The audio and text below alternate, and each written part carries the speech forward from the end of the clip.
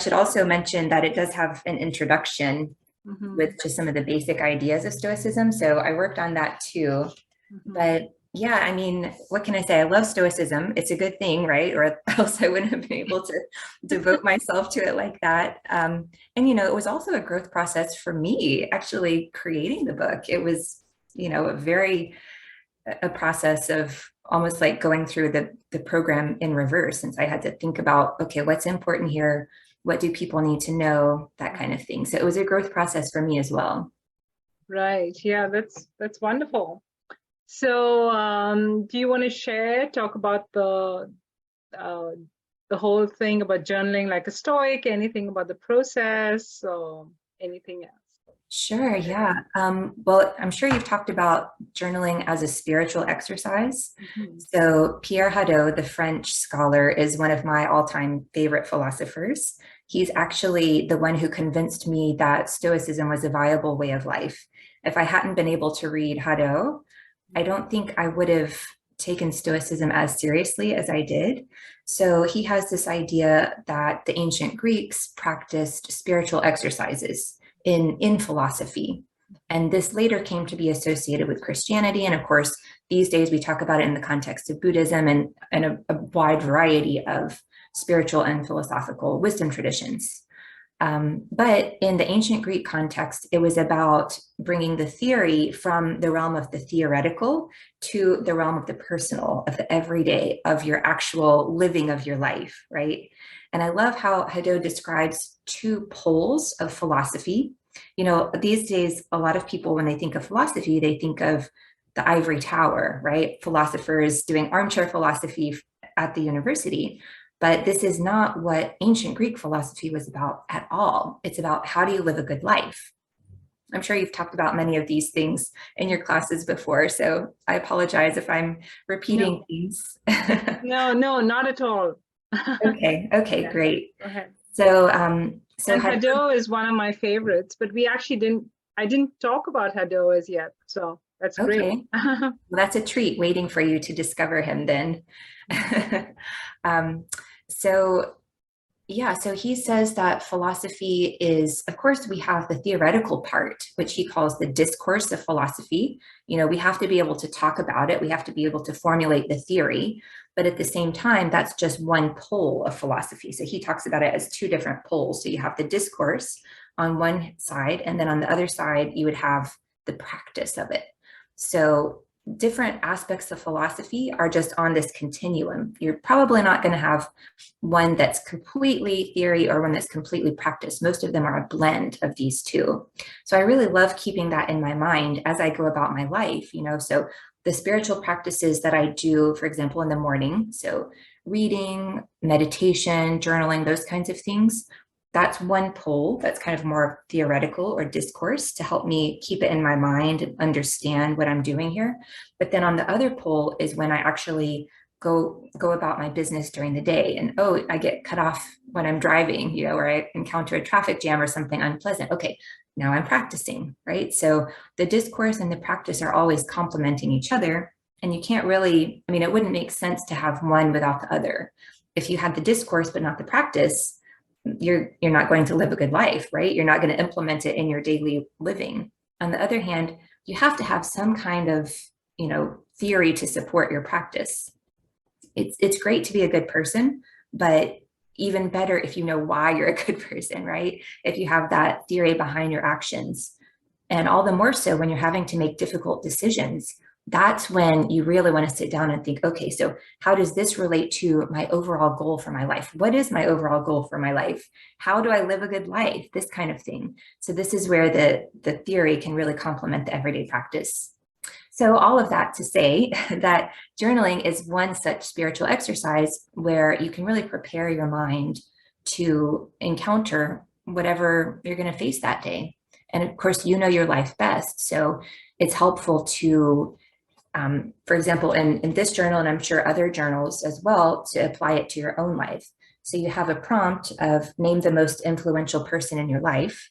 And of course, that applies to you based on your experience, based on your goals for yourself. So you're really making it your own, right? You're bringing it from the level of theory to your own life. That's wonderful. And you know, as you said, it's such a spiritual exercise. I mean, like this morning as I was journaling, I looked at one of my reactions yesterday to something, and then as you bring awareness to it, you see that this sense of being harmed, as Marcus Aurelius says, drop the notion you've been harmed, and then you haven't been. And then you look at it and you realize that it's really a ghost. And that without bringing the awareness to it, you're almost held hostage by that emotion, by that way of thought.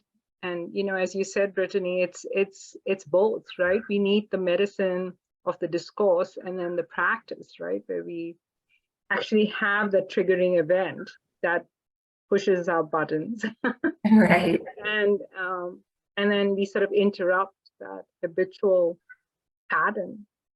Exactly. Yeah, the prosike, to use the Stoic term, they actually had a word for that, attention, Yes. or sometimes it's translated as vigilance, which is Yes. interesting because it indicates, you can't let it go. You have to keep constant guard. And Epictetus talks about this in his discourses as well. If you let your attention go even for a short time, you could capsize the ship. I think he uses the metaphor of a captain steering his ship. If the captain relaxes his attention, he can crash just like that.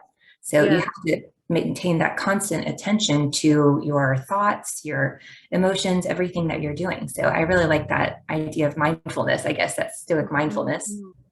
And then there's no time out from it. Right. It's just like, what are you going to do during that time when you're not being mindful? And would you like to share like a quote from one of the days that you have in your journal, in the book? And okay, sure. I just opened at random. I'm on day 26. Sure. This is the anxiety antidote. So Marcus Aurelius says in the Meditations, let not future things disturb you, for you will come to them, if it shall be necessary, having with you the same reason which you now use for present things. So I know many of us have a challenge dealing with anxiety. I know this was one of my big challenges when I first came to Stoicism, and it's something Stoicism has really helped me with. So the lesson here is our minds sometimes fall into the worry trap, ping-ponging through possible future scenarios. For Stoics, the way to minimize anxiety about the future is twofold. A, stay grounded in the present, and B, trust that your inner resources, in other words, your mind and character, will be sufficient to deal with future difficulties. Marcus Aurelius reminds us that while we cannot control the future, we can apply our attributes to the predictable and the unforeseen. So one antidote to anxiety is to trust in ourselves. So as you're processing this lesson, some things that you might want to write about, look around you, list 3 stationary things you see in your immediate vicinity. Focus on these objects. How do you feel when you recognize your own stillness? So this one is really thinking about how to anchor you into the present moment and not letting your mind wander into the future and those future anxieties. And then a second prompt would be, what inner resources do you possess to deal with hardship? Write about how you have used these characteristics to deal with challenges in the past. So one thing that I find a lot for myself is that we tend to undervalue our own abilities to deal with things, especially those of us who are prone to anxiety and overanalyzing things, which is definitely me. So, we sell ourselves short. We don't fully appreciate that we are capable and competent people. We've made it through a lot of things in life. We're still here. What do we have? What skills do we have that have enabled us to get this far? And how can we grow in those areas even further? So sometimes when anxiety tends to take over our minds, we're focusing on all the wrong things instead of focusing on the awesome things that we have that we can bring to that problem. So that's what I wanted to express with that prompt in that lesson. Sounds wonderful. So what are the different themes that you touch on in your book? So there are 3 courses, 3 30-day courses. The first one is examining the inner critic, which I don't know about you, but this was a big one for me. Yes. Lots of, harshness towards the self that I grew up with, very, judgmental towards myself and others before I found Stoicism. So this is a good way to start. It's a good place to open with examining your attitudes towards yourself, right? It's hard to love others and be happy if you don't love yourself and you can't accept who you are. So that's kind of the starting point for the whole project.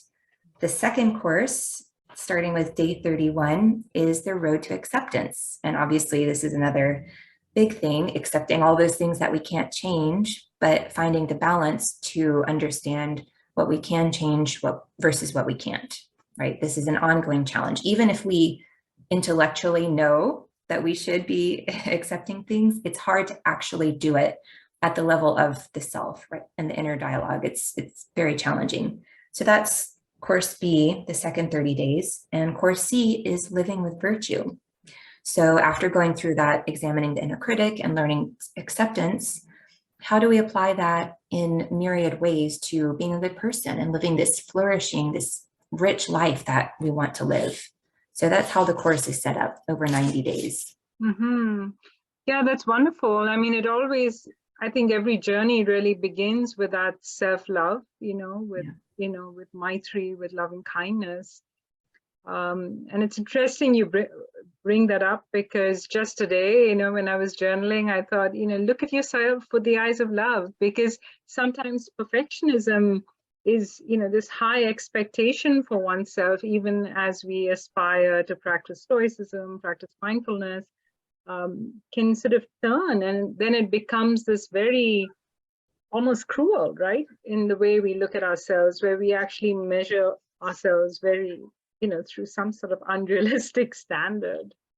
So I sort of reminded myself, be kind to yourself, extend loving kindness, instead of expecting perfectionism, this whole thing of perfectionism. And some of it, as you say, we've inherited, the ancestral, ancestral things, and, childhoods and so forth. Yeah.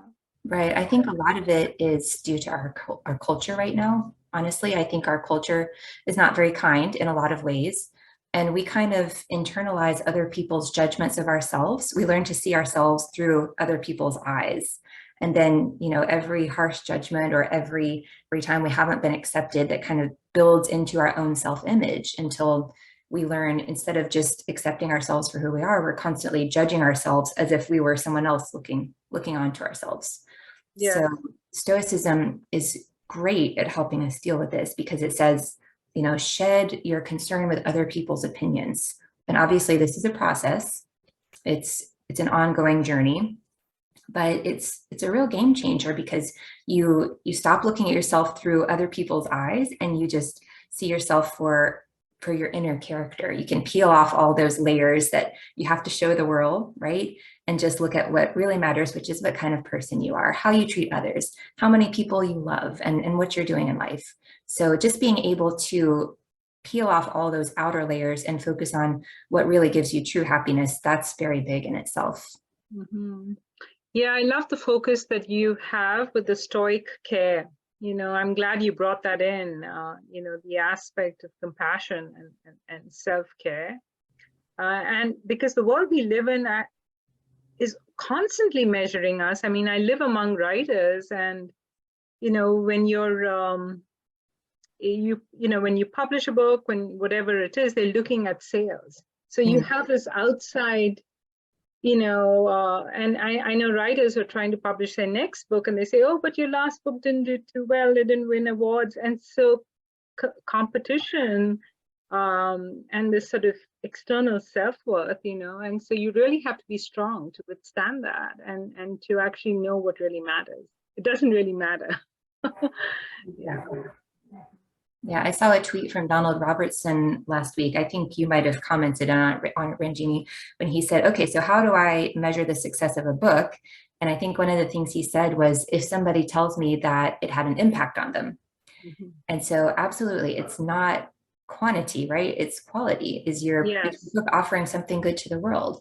And it doesn't, I mean, as long as you're not trying to become a millionaire based on your book sales, it doesn't really matter. If you touch one other person, that's a great success, right? So I think our culture likes to use those metrics, just like you were saying, Ranjini, the external success, but that's not where we want to be. Definitely not those of us who are here. Yeah. And so I'm going to open it up to